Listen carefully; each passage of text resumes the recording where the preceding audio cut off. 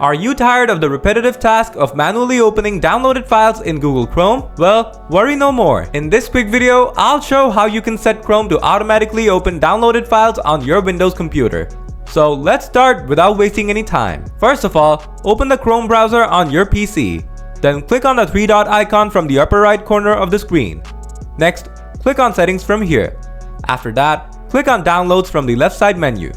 Here, you will find the Show Downloads when they're done feature. Toggle it on. From now on, whenever your file is downloaded, you will get notified and a tiny pop-up will be here on the upper right corner of the screen. From here, right-click on the file and select Always Open File for this type.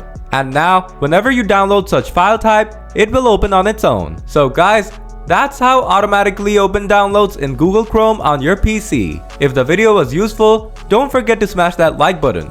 Want more Chrome related tips and tricks? Subscribe to the channel cause I've got tons more coming. As always, thanks a lot for watching and I'll catch you in the next one.